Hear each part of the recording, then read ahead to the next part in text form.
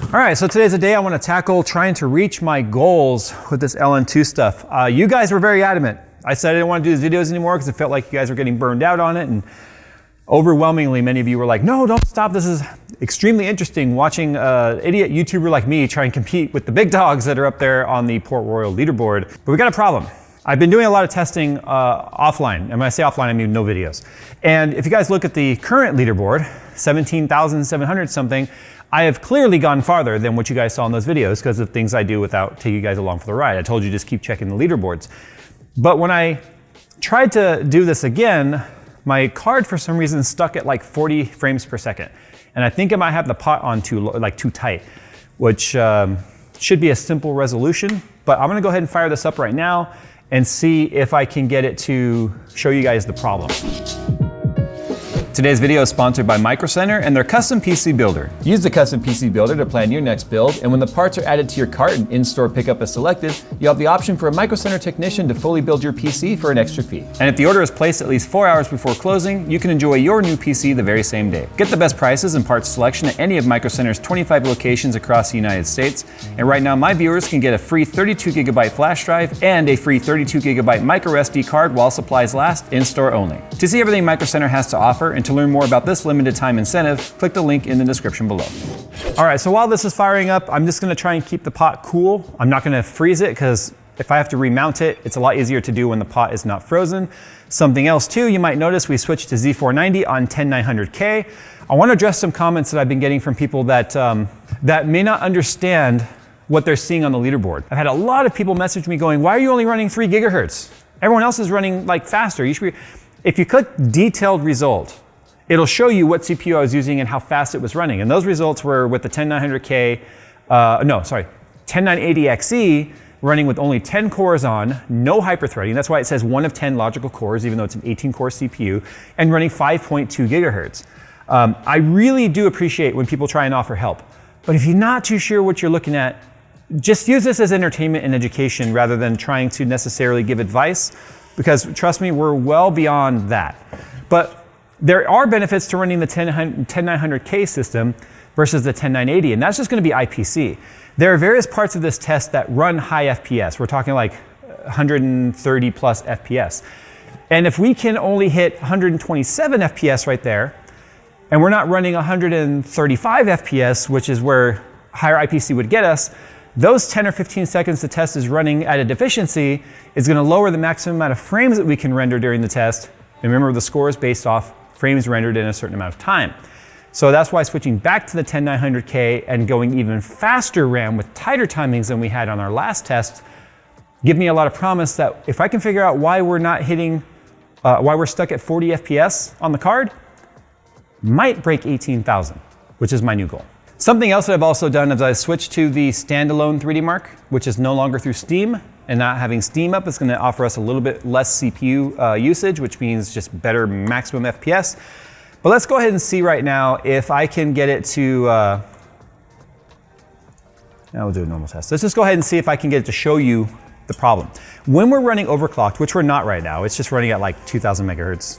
It's only running at like 9C because I'm trying to make sure it doesn't go sub-zero so it doesn't freeze everything. It should be running at like 69 to 70 FPS at the start of the test at stock speeds. And it's, or 66, I'm sorry. 69 to 70 FPS should be right around 2480-ish megahertz and up. But on the bottom here, if we look at it, if it's still doing the same problem, I haven't touched it since it was doing it last week, it'll be at like 44 FPS or something like that, 40 FPS. Oh, it's at 60. Well then, bruh, I could have still had water trapped in there. I'm just not entirely sure now. So I want to see if I load up precision and I load up classified and give it some extra voltage. I'm going to leave it right around 6C, 5C. Let me just see if I can get it to go up near that 70 mark. I still feel like the FPS is a little low. This is new for me, having low FPS like that. But again, when water gets stuck behind memory chips, you'd be surprised just how resilient these cards are with being wet and having voltage go through it. You would think it would just instantly pop, but it doesn't. And that's the part that's really kind of sort of freaked me out during all of this, and just how good these components are at surviving. I'm feeling how hot the heat sinks are for the VRMs, so there's no fans on them, but 66. So one of the things I'm gonna do right now is just a little spot check to see if the numbers seem correct, since it's not really doing its weird problem right now. I also don't have fans on there, but that's fine. I'm just running like 2400 megahertz, 1600 memory, lower voltage than, because we already have that spreadsheet, right? And this is where it really comes in handy. I can go back and be like, well, what ran 2400? So I know what the score should be here. And this will tell me now if I need to remount it or if it's just acting normal now. 15,735, okay. I think we just go for it. So 2640 was our fastest megahertz speed we were able to get out of it, and 2000 megahertz was the fastest I could get out of memory. But I'm pulling it back slightly because I am seeing an improvement in score just with it being on the 10900K. So I'm trying to pull it back slightly for stability, but I think we might beat our best score simply by just being on this platform. So this is the first run. I hope it doesn't insta crash. If it does, then I've got to warm the pod up and start over. There we go. FPS is still really low. Yeah, FPS is still really low. So I'm gonna stop it, I'm gonna warm it up. I'm gonna go ahead and remount it. I should have mounted it. So the reason why I said FPS is really low is only 72 FPS at the start of that test.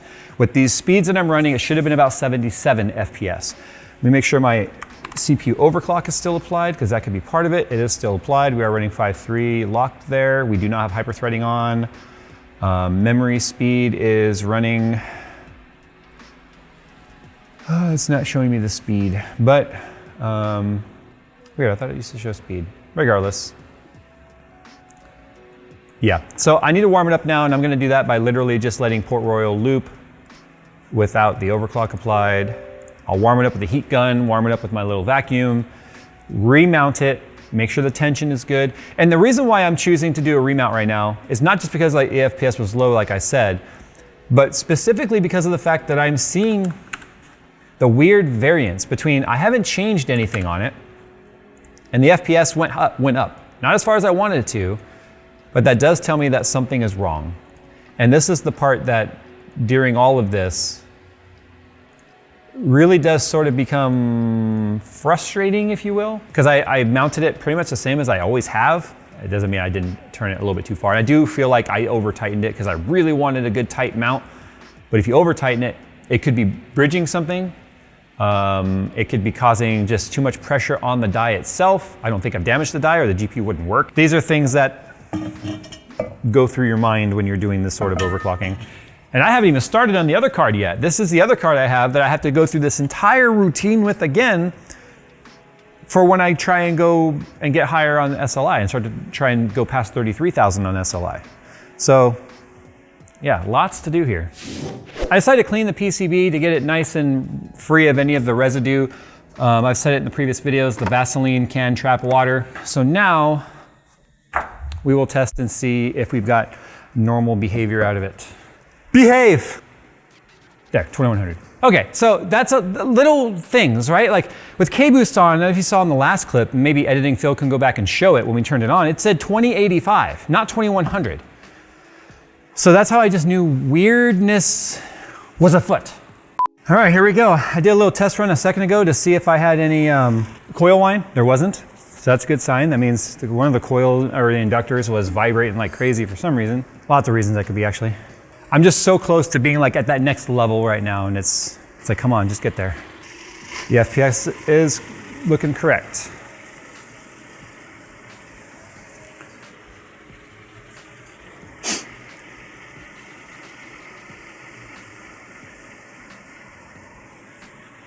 Temperature is hovering right around minus 121. Pot's definitely nice and cold. Not dealing with that deal where it would like get too warm. I was actually able to reverse the temperature climb, so pot is definitely nice and cold. That sound it's making too, it's a great indicator of how cold the pot is. Oof, you hear that? It's making all that sound, but the temperature's not changing. That's about minus 140 right now. That part of the test gets a little bit less difficult to run. So I stopped pouring during that part of the test, and the next part where the ship starts to like move sideways and you're looking at it like through this room is when I have to start pouring again.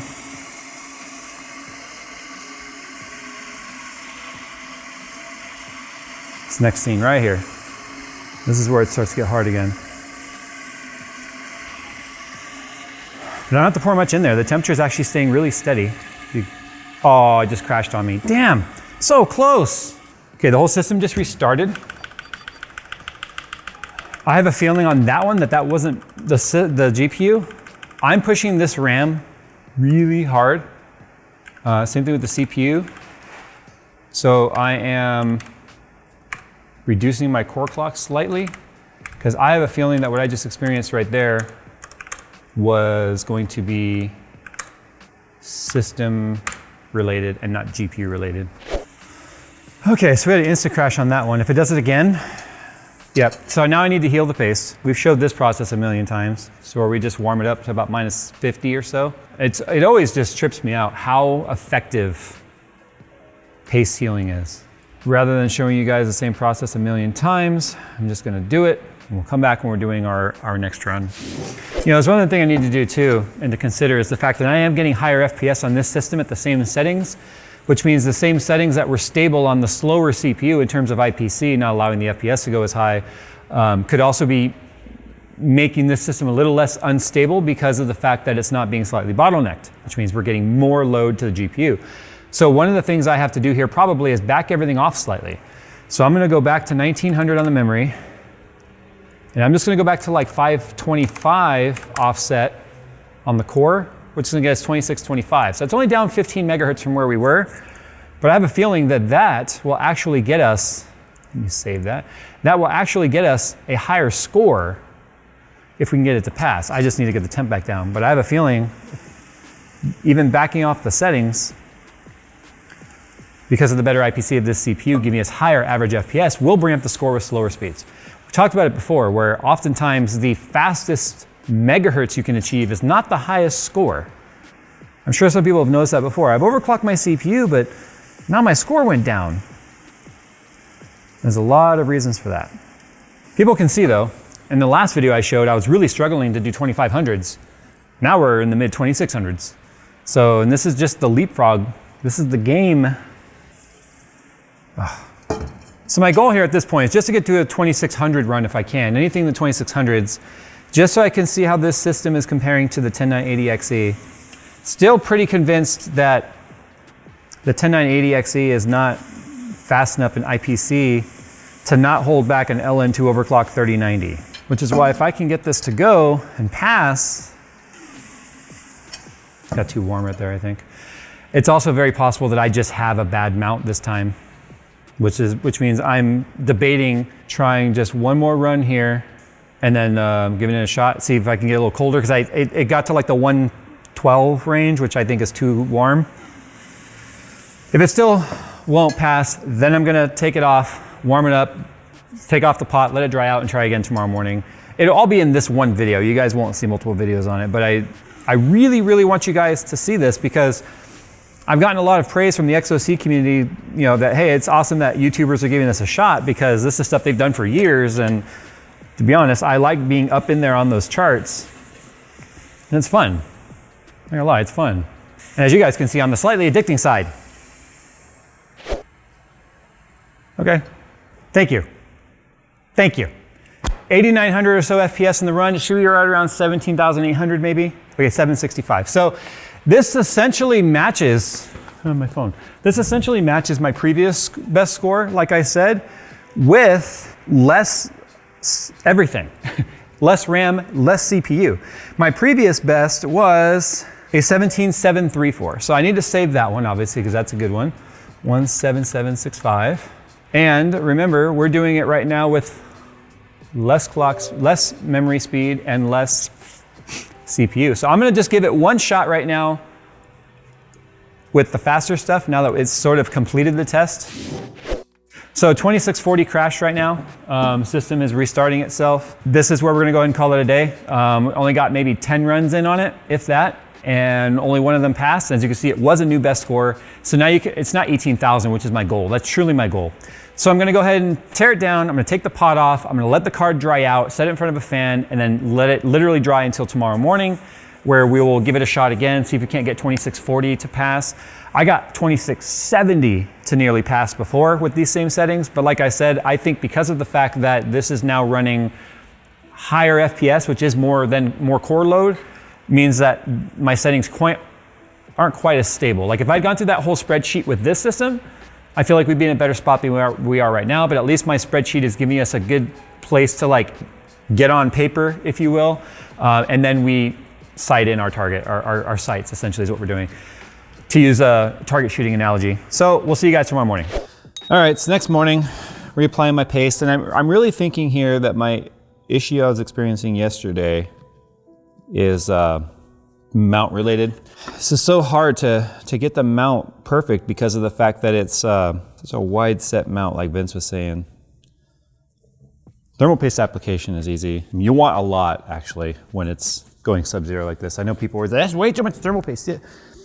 Yeah, I mean, when it's frozen and such, you want to make sure you're covering every single square centimeter of this thing. I am trying something a little different here. I'm putting 2 of those retention brackets on the back because I have a feeling like 1 isn't enough, because I can get real good contact in the center of the die, but not the outsides. And I feel like that's what's really starting to hold me back here.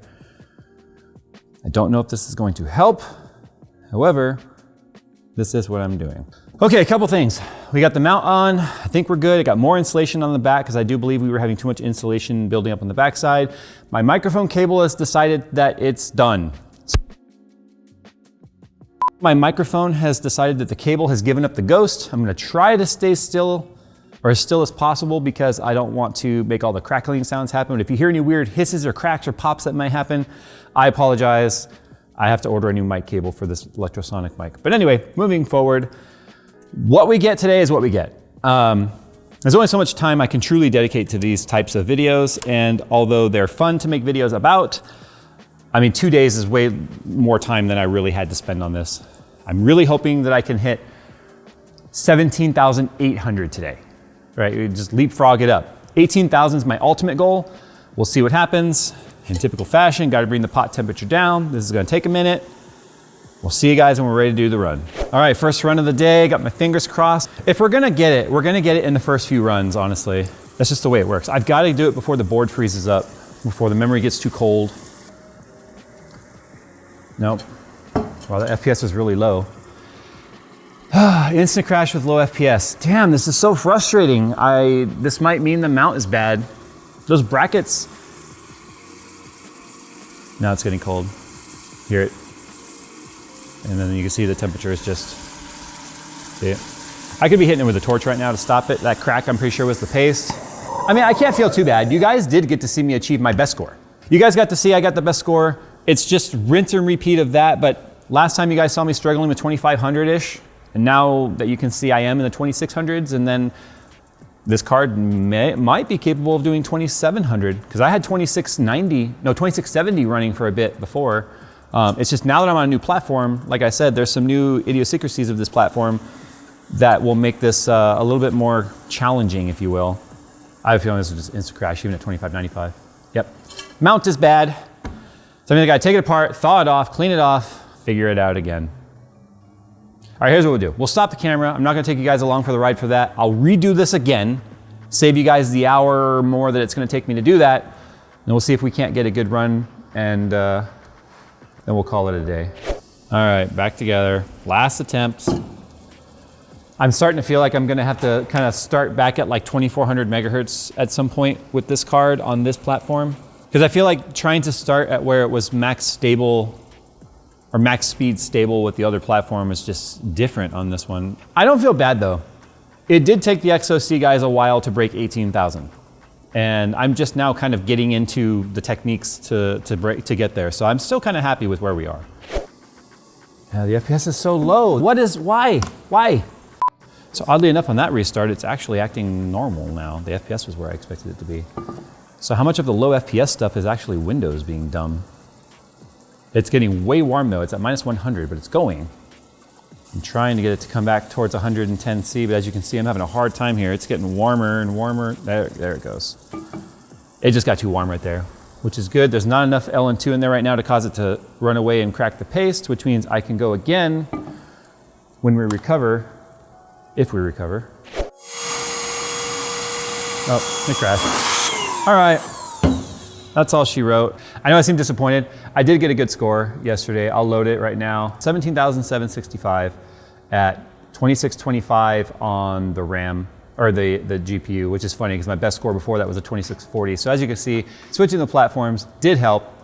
Not as much as I was hoping, which is really the frustrating part. So that's where we're gonna end it, guys. Thanks for hanging out for the last 2 days while I continue to beat my head against a brick wall.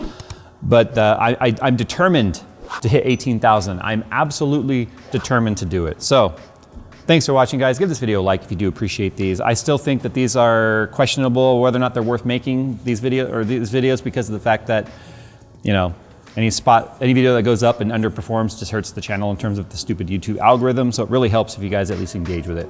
Thanks for watching, guys. And as always, we'll see you in the next one.